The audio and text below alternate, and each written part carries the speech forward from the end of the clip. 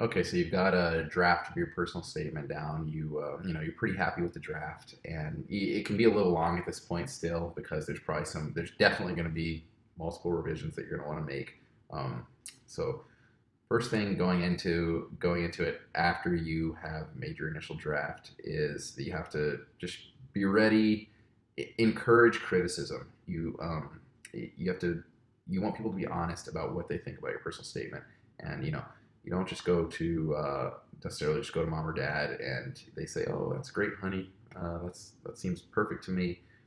Go it, go and show your personal statement to somebody like a high school English teacher, or maybe one of your college English teachers, somebody somebody with some background in that realm, um, because they will know better than you what you need to do. You can explain the prompt to them and kind of the gist. Maybe bring in some examples of excellent or well written personal statements, and tell them to be critical of you when you show them your personal statement.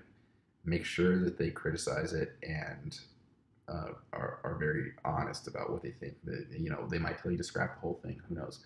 I don't. I wouldn't have them. You don't really want them to be.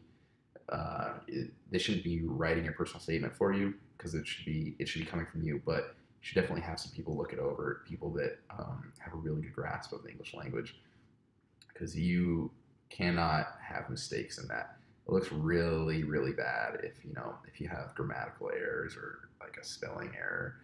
That's something that generally they'll notice, and the personal statements are going out to every single school, so every single school is going to see that same thing most likely. Um, so yeah, make sure you're talking to an English professor. Go to more than one. Maybe you have a friend who's an English student. Start by going to them, and they can start working on it. And then go to a college English professor and say, "Hey, really give it to me straight here." And so that you're gonna want to go over that, go and make revisions several times. You want that thing to be perfect. You want to be reading a personal statement and go, wow, yeah, that's good. That's when okay, I'm ready to submit my personal statement. When you're a harsh critic on yourself, and even you can admit that's a good little piece of writing right there. So then I want to talk really quickly about the AMCAS activity section. So they'll have you write, you're just kind of explaining all your activities, but then you'll write in depth of, you'll believe, about three of your activities. And it's not something that you can't write about. If, say, you mentioned it in your personal statement, it's not like you can't write one of your extended activities about that. But for all of these, just don't be repeating yourself. There's no place on the application where you should be repeating yourself, and that holds true for the interview as well. If you're saying, "Oh, well, I had a 3.8 GPA," something that they could see already. There's no reason to explain it. Like, they've seen that already. That's in your application. No need to explain yourself again. So find new information to talk about when you're talking about those activities.